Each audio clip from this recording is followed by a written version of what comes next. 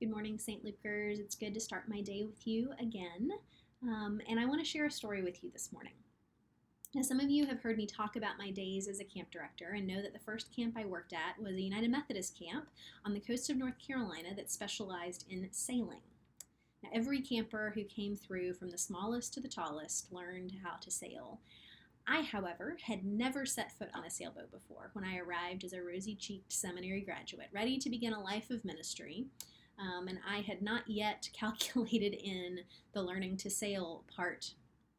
I had spent the better part of the previous few years learning my way around the Bible and theology, so much of my first year at camp was actually learning my way around a sailboat. Thankfully, I had a wonderful teacher. She was one of those teachers that did a lot of prep work up front. She taught me all the parts of the boat, their names, where to sit depending on where the sail was, how to handle the tiller just right and keep my hand on the sheet line in just the right way to keep control.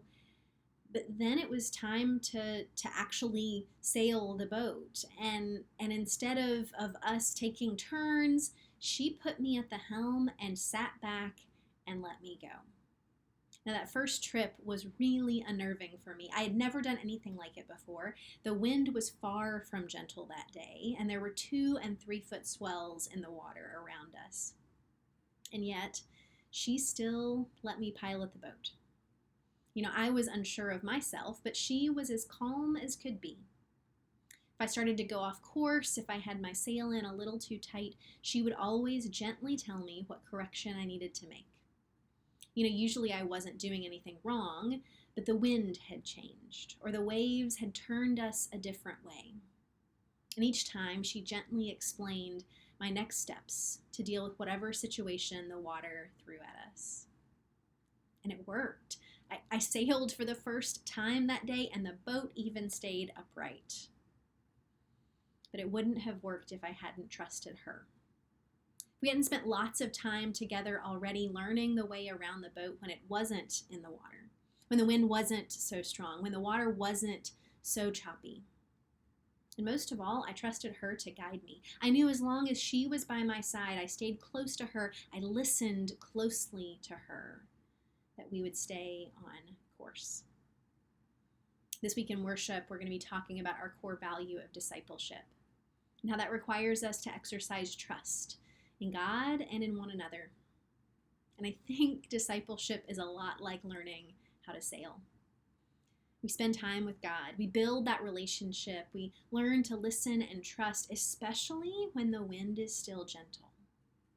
The time we put into it when the waves aren't quite so high is actually how we build that trust over time, so that we can learn to listen to God's voice, to recognize God's guidance, and to see how we're being called to exercise all of our core values in the world.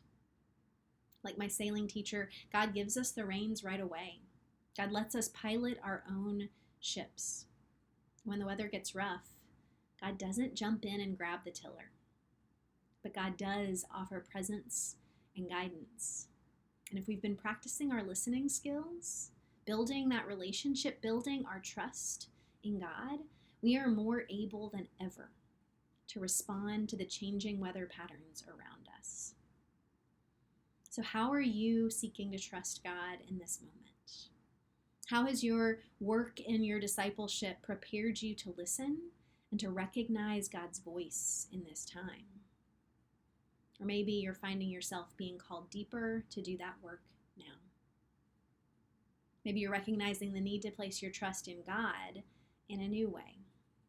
And it's time to take on some new practices to do just that. To ensure that you're learning to listen to God even in the midst of what may feel like a storm, even in the midst of all of the other voices and noises that we could be listening to. May that be your prayer today, to invite God to help you listen more deeply and to grow in trust, that we might face whatever waters come, wherever the wind directs us, together. Amen.